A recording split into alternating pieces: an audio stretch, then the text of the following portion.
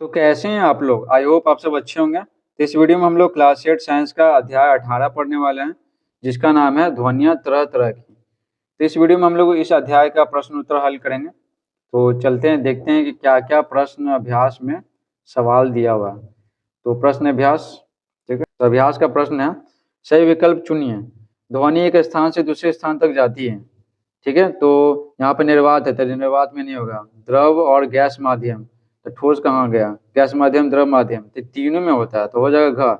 ठोस, द्रव तथा गैस माध्यम तीनों में से कोई या तीनों, ठीक है। तो सबसे ध्वनि है ना, एक स्थान से दूसरे स्थान तक जाती है। अश्रव्य ध्वनि कहलाते हैं। अश्रव्य ध्वनि मतलब जिसको सुन नहीं सकते हैं। तो हम सब सुन सकते हैं क्या? 20 हर्ट्ज से लेकर 20,000 हर्ट्ज तक की ध्वनि को।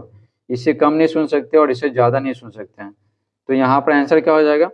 अश्रव्य ध्वनि कहलाते हैं। तो 20 हर्ट्ज से कम आवृत्ति की ध्वनियों को अश्रव्य ध्वनि, ठीक है। अश्रव्य ध्वनि कहलाते हैं जिसको सुन नहीं सकते थे। 20 हर्ट्ज से कम आवृत्ति, यहाँ पर लिखा हुआ 20,000 हर्ट्ज से अधिक आवृत्ति, इसको भी नहीं सुन सकते हैं। 20 हर्ट्ज से 20,000 हर्ट्ज के बीच की आवृत्ति, इसको सुन सकते हैं, ठीक है। तो यहाँ पर होगा ना, यहाँ पर घ में ऑप्शन होगा क और ख होगा, ठीक है। क और ख।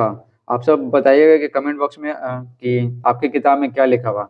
अश्रव्य ध्वनि 20 हर्ट्ज से कम आवृत्ति को नहीं सुन सकते हैं और 20,000 हर्ट्ज से अधिक आवृत्ति को भी नहीं सुन सकते। इसमें दोनों ऑप्शन तो होगा नहीं, तो घ में लिखा हुआ होगा क और ख। तो कमेंट बॉक्स में जरूर बताइएगा। सह किसी कंपित वस्तु का अपनी माध्य स्थिति से दोनों ओर अधिकतम दूरी तक का विस्थापन कहलाता है। जैसे मान लेते हैं कि ये पेंडुलम है, ठीक है, पेंडुलम, ठीक है। मान लेते हैं कि ऐसे ये कंपन कर रहा है यहाँ से यहाँ। तो ये जो अधिकतम दूरी है ना, ये माध्य स्थिति हो गया। तो यहाँ से जो अधिकतम दूरी है इस तरफ या इस तरफ, तो इसको क्या बोलते हैं? आयाम बोलते हैं, ठीक है। अब देखिए दूसरा नंबर का सवाल, उचित शब्दों द्वारा रिक्त स्थानों की पूर्ति कीजिए। तो देखिए, कह ध्वनि किसी वस्तु के डैश द्वारा उत्पन्न होती है। तो ध्वनि किसी वस्तु के कंपन, ठीक है, कंपन द्वारा उत्पन्न होती है। जब कोई वस्तु कंपन करता है ना, वाइब्रेट करता है, तब ध्वनि उत्पन्न होता है। ख है प्रति सेकंड होने वाले दोलनों की संख्या को क्या कहते हैं? डैश कहते हैं, तो उसको आवृत्ति कहते हैं, ठीक है, आवृत्ति, ठीक है। ग है कंपित वस्तु एक निश्चित समय अंतराल में अपना एक दोलन पूरा करता है, जिसे डैश कहते हैं, तो उसको क्या कहते हैं? आवर्त काल कहते हैं, आवर्त काल। घ है अवांछित ध्वनि को डैश कहते हैं, यानी क्या कहते हैं? शोर कहते हैं, जिसे डैश करने का उपाय करना चाहिए, तो जिसे क्या कम करने का उपाय करना चाहिए। तीसरा नंबर का सवाल है, निम्न वाद्य यंत्रों में उस भाग को पहचान कर लिखिए जो ध्वनि उत्पन्न करने के लिए कंपित होता है। तो ढोलक में क्या कंपित होता है जिससे आवाज उत्पन्न होता है? ये सब बताना। तो देखिए ढोलक में ना चमड़े की जो सतह होती है ना, वो कंपन करता है, तो ध्वनि उत्पन्न होता है। झाल में किनारा कंपन करता है। बांसुरी में जिभ भी कंपन करता है, फूकते हैं तब। और एक तारा में जैसे तार लगा हुआ, तो तार कंपन करता है।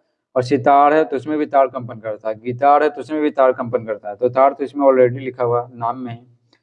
चौथा सवाल है, आपके माता पिता एक आवासीय मकान खरीदना चाहते हैं, यानी रहने के लिए, प्रॉपर परिवार को रहने के लिए, जिसमें आपको भी रहना है। एक मकान मुख्य सड़क के किनारे है, ठीक है, मेन रोड के किनारे है, तथा दूसरा मकान सड़क से दूर एक बगीचे के पास है, जहां इसी सड़क से एक रास्ता जाती है, यानी मेन रोड से जब रास्ता जाता है, तो कार है, बाइक है, ये सब जाने में दिक्कत नहीं होगा।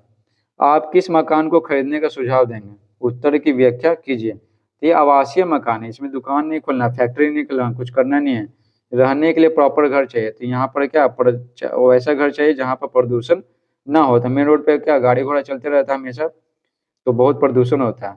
उसके बाद है कि बहुत शोर होगा, तो ये दोनों नहीं चाहिए। तो जैसे बता, आवासीय मकान खरीदना चाहते हैं तो सड़क के किनारे वाला नहीं लेंगे, जो बगीचे के पास है ना, वहाँ पर शुद्ध हवा रहेगा, तो वो लेंगे। प्रदूषण भी नहीं रहेगा, शोर भी नहीं रहेगा, ठीक है। तो यही लेंगे, कहाँ? बगीचे के पास वाला। तो देखिए उत्तर लिखेंगे, मैं बगीचे के पास वाले मकान को खरीदने का सुझाव दूंगा। क्यों? क्योंकि मुख्य सड़क के किनारे वाला मकान अधिक शोर और वायु प्रदूषण का शिकार होगा, ठीक है। इससे अनिद्रा मतलब नींद नहीं आएगा और चिड़चिड़ापन होगा, ठीक है। लेकिन बगीचे के पास का मकान है ना, शांत और हरित वातावरण प्रदान करेगा, ठीक है, हरियाली रहेगा, जो स्वास्थ्य के लिए क्या होगा? अच्छा होगा, ठीक है। शांति भी है और क्या, और प्रदूषण रहित है। साथ ही गर्मियों में ठंडक भी मिलेगी, ठंडा ठंडा हवा भी बहेगा। पांचवा सवाल है, आपका मित्र मोबाइल से हमेशा संगीत सुनता रहता है, ठीक है, हमेशा। क्या वह सही कार्य कर रहा है? व्याख्या कीजिए। तो हमेशा सुन रहा है, जाहिर सी बात है कानों को नुकसान पहुंचाएगा, तो सही काम नहीं कर रहा है। तो उत्तर लिखेंगे, नहीं, मेरा मित्र सही कार्य नहीं कर रहा है। लगातार संगीत सुनना कानों और मस्तिष्क पर बुरा प्रभाव डालता है, कान पे भी और दिमाग पे भी। अत्यधिक शोर से कान में दर्द भी होगा, बहरापन भी हो सकता है, आंशिक या पूरी तरह से, अगर वो कई साल तक इसी तरह सुनता रहा तो। और तनाव की समस्याएं हो सकती है, ठीक है, तनाव भी हो जाएगा। छठा सवाल है, मानव कान का नामांकित चित्र बनाएं। चित्र बनाना और नाम लिखना है तथा उनके कार्यों को लिखिए, काम भी लिखना है। तो देखिए यहाँ पर मानव कान का चित्र बना दिए। ठीक है, उत्तर लिखेंगे, मानव कान के 3 मुख्य भाग होते हैं। देखिए, बाहरी कान हो गया, मध्य कान और आंतरिक कान। आंतरिक सबसे अंदर होता है। तो यहाँ पर हो गया बाहरी कान हो गया यहाँ, फिर क्या, फिर माध्यमिक कान हो गया, ठीक है, मध्य कान और यहाँ पे आंतरिक कान, ठीक है। तो इसके बाद क्या करना है, इसके बाद काम पढ़ेंगे। तो देखिए, बाहरी कान में ना, इसमें कर्ण पल्लव शामिल है जो ध्वनि तरंगों को ग्रहण करता है। ये जो बड़ा वाला जो है ना, इस तरह से बनाया हुआ है, ये कर्ण पल्लव है। इसका काम क्या है, इसमें जो छेद है ना, तो ये क्या, ध्वनि को जमा करना और इस तरह से यहाँ पहुंचाना, ठीक है, छेद से आगे पहुंचाना। बाहरी कान का यही काम है। उसके बाद है मध्य कान। तो यहाँ 3 छोटी छोटी हड्डियाँ होती हैं। यहाँ 3 छोटी हड्डियाँ ध्वनि तरंगों को बढ़ाती हैं। फिर यहाँ पर छेद है, ठीक है, फिर यहाँ से यहाँ से जाएगा, ठीक है, ध्वनि अंदर चला गया। और यहाँ पर जो कान का जो पर्दा है ना, इसको क्या करेगा, इसको इस पे जाएगा, ठीक है, और ये इसको कंपित करेगा, ठीक है, ये जो कान का पर्दा है इसको कंपित करेगा। और ये कंपन है, ध्वनि कंपन, ये जो छोटी छोटी हड्डियाँ हैं, ठीक है, ये मुग्धरक है। और यहाँ से है ना, ये क्या है, ये यहाँ तक निहाई है, और यहाँ पर ऐसे बना हुआ है ना, ये वल्यक है, ठीक है। ऐसे मुग्धरक हो गया, और इस तरह से है ना, निहाई हो गया, ऐसे वल्यक हो गया। ये 3 है, ठीक है। इनका काम क्या है ना, ये बस इसको है ना बढ़ा देता है, ध्वनि तरंगों को ना बढ़ाने का काम करता है, ठीक है। मान लेते हैं कि धीमा है, तो इसको थोड़ा सा और बढ़ाएगा, थोड़ा सा बढ़ाया, तो ये, और फिर मुद्रक बढ़ाया, ये थोड़ा सा ये बढ़ाया, फिर ये थोड़ा सा बढ़ाया, तो इस तरह से ध्वनि है ना ज़्यादा तेज हो जाता है, ज़्यादा तेज हो जाएगा। उसके बाद यहाँ पे है आंतरिक कान, ठीक है।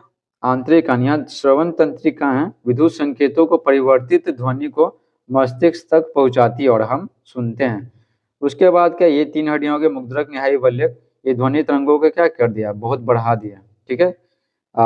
स्पीकर की तरह काम करता है, ठीक है, ध्वनि तरंगों को पूरी तरह बढ़ा दिया। उसके बाद एक और होता है कर्णावर्त होता है, ठीक है, इस तरह से ना, इस तरह से कर्णावर्त होता है। इसमें जो द्रव होता है ना भरा हुआ, वो क्या करता है, ये जो ध्वनि ध्वनि तरंगे है ना, उसको क्या करता है, विद्युत तरंगों में बदल देता है, विद्युत तरंगों में बदल देता है, ठीक है। ये विद्युत तरंगे कहाँ जाती है, यहाँ से जो तंत्रिका कोशिका है ना, तो यहाँ से मस्तिष्क में चली जाती हैं, ठीक है, और तब हम सुन पाते हैं।